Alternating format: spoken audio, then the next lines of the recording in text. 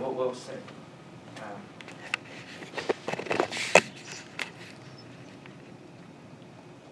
And also, just I'm asking for prayers for my nephew and his family.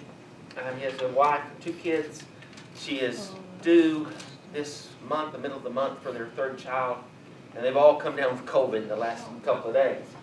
And so keep them, if you would, keep them in mind. We want to hope that goes well. This is a story. This is just a story. This doesn't have anything to do with the lesson. But they live in Colorado. And when they had their first child, Aaron, he writes me and says, I need some dirt from Matt and I. I'm going to put it in a bag. I'm going to put it under the hospital bed because I want my children to be born over Texas dirt. And so we sent him like 20 bags, so we can make sure they have it. But I think they have enough. But we may send them some more just to make sure it goes well. Today we're going to be in John chapter 9.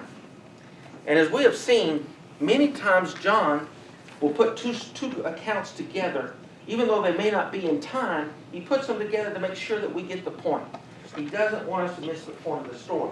So he may take 2 stories that are separated in time and put them together to help us to understand. But that's not what happens here. In chapter 8, Jesus is going through Jerusalem. In chapter 9, it just takes right up. At the end of chapter 9, Jesus is talking, and then beginning in chapter 10, he's still talking. So we have a long stretch here of Jesus being in Jerusalem, things happening, and him teaching. So all these go together. It's one of my favorite chapters in the Bible, John chapter 9, because it has one of my favorite characters in the Bible, which is the man born blind. This is a guy who doesn't even get named in the Bible, but he is a good character, and he is worth studying, and we're going to look at it today. And one of the things, because we have such a long passage, I'm not going to try to read it all. I'm going to kind of summarize some of it, and we'll read some of it, and we'll talk about it. But we're not going to try to read the whole thing. Now, as we look at this, this is in chapter 8. This is the way chapter 8 ends. Jesus said to them, Truly, truly, I say to you, behold, before Abraham was, I am. So they picked up stones to throw at him. But Jesus hid himself and went out of the temple. So we see that the religious authorities, the behavior police, are seeking to stone Jesus. And then in chapter 9 it takes up. And as they're walking along, Jesus sees a man. And his disciples begin to talk.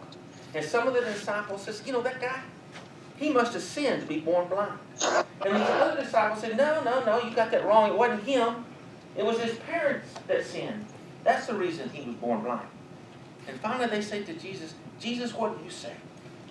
And Jesus says, you're missing the point. You don't understand. You're looking for somebody to blame for all this. And in reality, neither he was sinned nor his parents sinned, resulting in him born blind.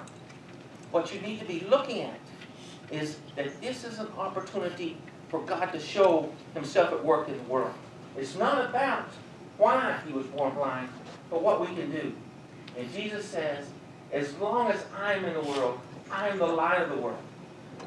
Jesus is the light of the world, and he was working in the world with this blind man. And it says that Jesus, after he says this, he spits on the ground, and he bends down, and he gets some mud, and he takes that mud that he made out of the split, and he puts it on this man's eyes. And he says, go to the pool of Siloam and wash. And the man does. The man goes to the pool of Siloam, he washes the mud off his eyes, and he can see. Now, as we look at this, there's a lot in that story. The first thing that I want to point out is that it says that Jesus saw him. That's almost just like a little throwaway line, but it's not. How often do we see in the Bible that it says, Jesus saw?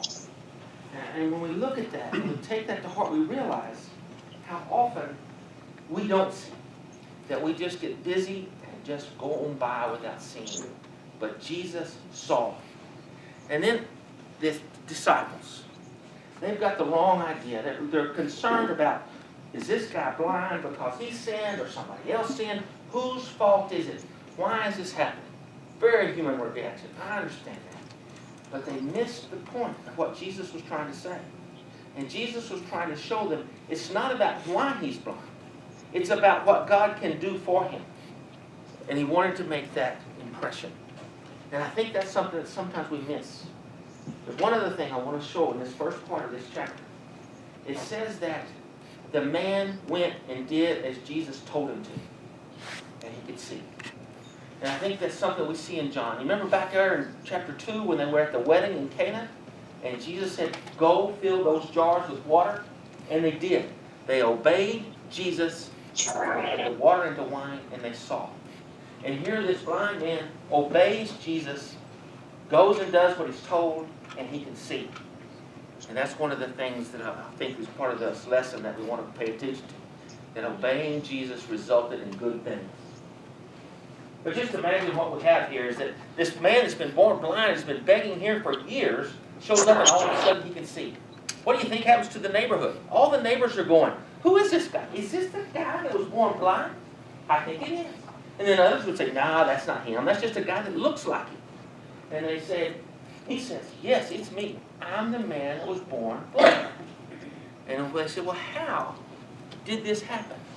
And he says, the man called Jesus told me to go wash at the pool of Siloam, put mud on my eyes, and I did it, and I could see. But they're still arguing. And I think, again, we can see that that would happen here today. You know, if the table of knowledge all of a sudden it comes up to somebody that was blind could see, the table of knowledge would be talking about that. Whether it's the table of knowledge down at the coffee shop, or whether it's the beauty shop, or the domino hall, wherever it may be, that would be news. And everybody would be wanting to know, why did this happen? How did this happen? And the man born blind said, the man called Jesus. But the neighbors, they can't decide. They can't decide, is this the guy or is it not? So what do with him? They take him to the Pharisees. They take him to the behavior police and they say, you decide. So he goes. And they say, how did this happen? And again, he tells them how it happened. This man called Jesus put mud on my eyes. I went and washed and now I can see. And they said, nah, that's not you. We're not sure that's you. This is the Sabbath.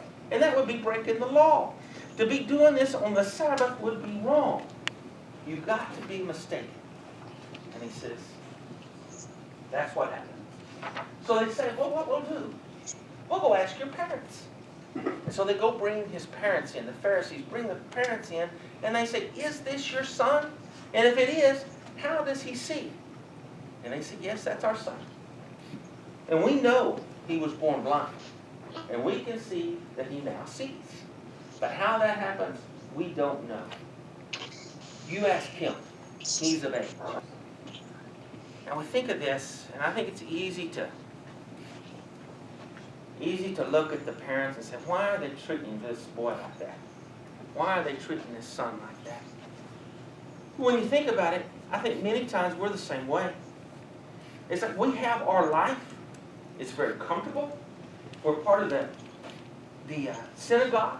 And if we come up here and say this is about Jesus, they're going to kick us out. Because the Bible tells us that they knew that if they confessed Jesus as Christ, the Pharisees would kick them out. So they say, yes, this is our son. Yes, he was born blind. But how he sees, we do not know. Ask him. So they do. They bring the man back in. And they ask him again, how did this happen? And he tells them again that the man called Jesus put the mud on my eyes. I went and washed and now I can see. And then they ask him, what do you think about this guy? And the man born blind tells them he is a prophet. That Jesus is a prophet. That's still not good enough for these guys. They still challenge him. And they still say, this guy operated on the Sabbath. He cannot be from God if he operated on the Sabbath.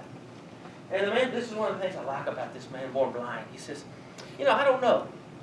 I don't know that much about this guy. But this one thing I do know. I do know that I was blind and now I see. And I do know that if you have something like this, a miracle like this can only come from God.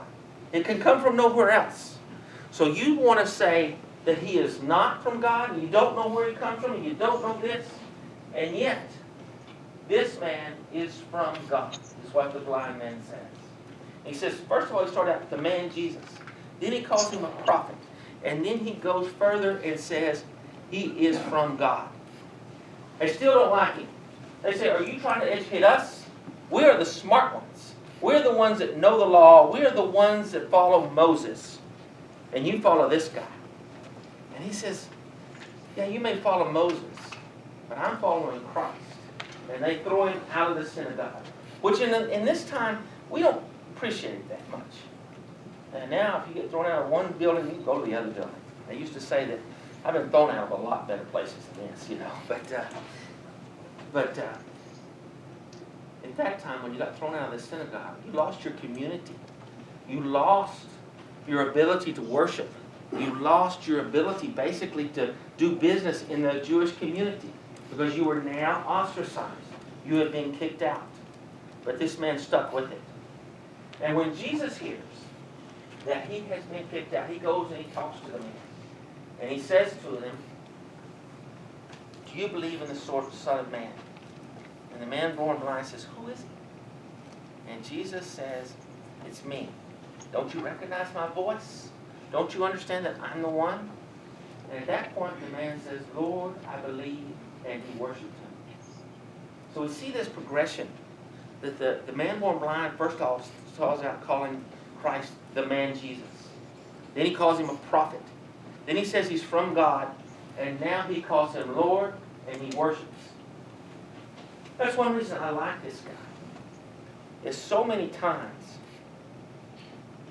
I think that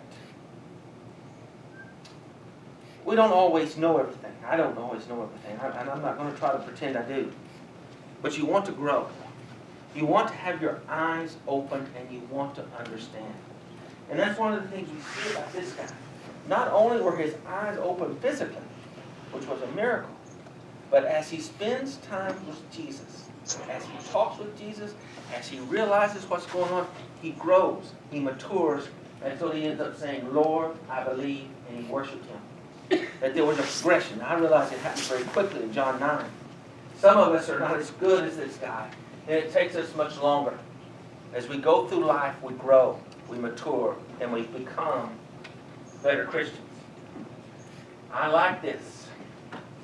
When they're talking to him, when the Pharisees and the behavior police are talking to him, he answered, whether he is a sinner, I do not know. One thing I do know, that though I was blind, now I see. And I think that that short statement is something we can all learn from and live by. Because I don't know everything. Just like this guy, I don't know everything. But I know this, that Jesus is here, and that Jesus is with us, and if we will put our faith in him, we will see Jesus. And I think that's so important. Now, the Pharisees never get over this. They don't. Now, this is one that helps us see. We always want to think about seeing. It goes throughout this passage. This goes all the way back to Samuel, 1 Samuel. But the Lord said to Samuel, do not look on his appearance or on the height of his stature, because I have rejected him. For the Lord sees not as man sees. Man looks on the outward appearance, but the Lord looks on the heart. And so as we see, this man was a beggar, born blind. And he begs in the streets his whole life. And now here he is, and you compare him to the Pharisees. The Pharisees are the smart ones, the educated ones, the leaders of the community. And yet, if you look on their heart, as God looks on their heart, you see that this man born blind could see. He could understand. He knew who Jesus was. And as we look at this passage, we look at throughout John, it's always, the question is, who is Jesus? That comes up over and over. Who is Jesus? The Pharisees still cannot figure it out. They still cannot. Is it over here in 10, it says, there was again division among the Jews because of these words. Many of them said, he has a demon and is insane. Why listen to him? But others said, these are not the words of one who is oppressed by a demon. Can a demon open the eyes of the blind? So I put this up there because sometimes, and I get this way, is I tend to look at the Pharisees and these Jewish leaders and these behavior police that are more concerned about whether this guy violated the Sabbath They're so concerned with that they cannot see the miracle that has occurred. But you tend to look bad on them. But some of them understood. And I think it's important that we don't just lump them all together. Some of them understood it. A demon cannot open the eyes of the blind when we're looking at this. And when we look at this passage of chapter 9, there's lots of characters. Lots of characters. You know, from the very beginning, we see the disciples. And I can understand the disciples. I can relate to them. They don't have a complete understanding of Jesus. They don't have a complete understanding of theology, of what it means to follow Christ. But they're willing to listen. And they go to the right place. They go to Jesus and say, Rabbi, what do you think? And so I like that. Because I can relate to that. That sometimes I don't know everything. And I may even be mistaken. But as long as we go to God, as long as we go to Jesus and say, tell me, educate me, then we're in a good spot. I like that. Of course, we look at the neighbors. And I kind of relate to the neighbors sometimes. Is it such a big event?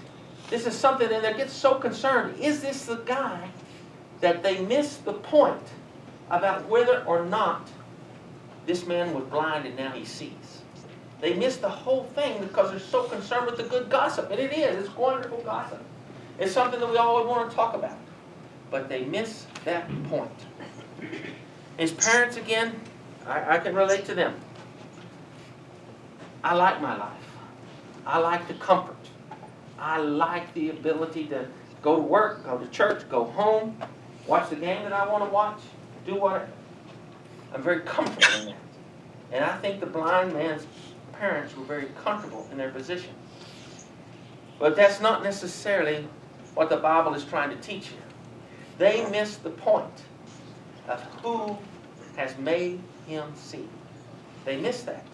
They are more concerned with their comfort than with being able to see what has happened.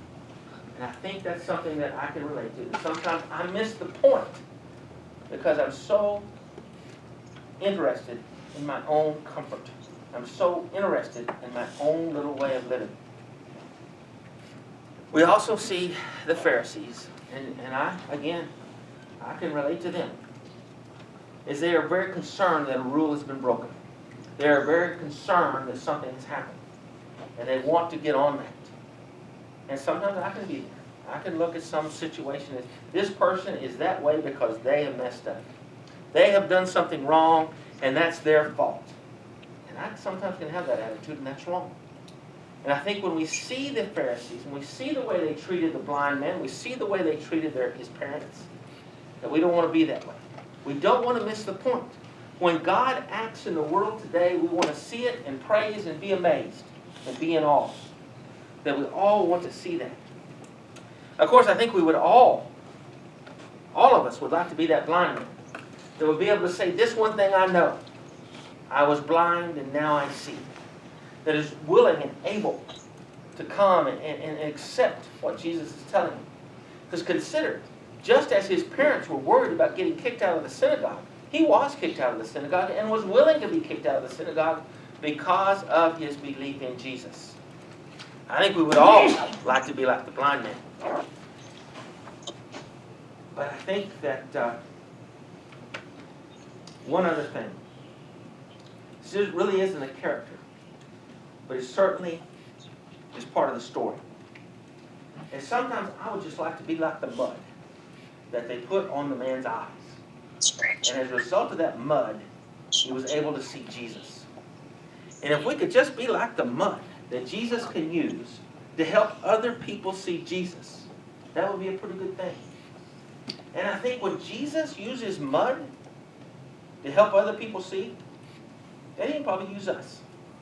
If he can use the blind beggar man, then he can probably use us. If we are willing to open our eyes and see Jesus and to work for him. But if we do see, our world is very dark. In our world, there's much going on. But when it says that Jesus is the light of the world, let's remember that. And let's remember to show the light of the world in our lives and to others. And if we do, what will that look like? We're not going to cure everything overnight. We're not. But if we show Jesus living in us, then maybe our neighbor won't end up a refugee like we were talking about in Ukraine. If we show the light of Jesus to each other, maybe we can be a little less stressed, a little less anxious. But if we can just be mud to let other people see, we can make our world a little bit better. And that's what we're here today. We are offering to be mud to you. If there's something we can do to help your life, if there's something you can do, if you need to put on Jesus, if you need prayers, if you just need to talk to somebody, we want to do that. But that is our lesson. And if you have any need, if you would come while we stand and as we sing.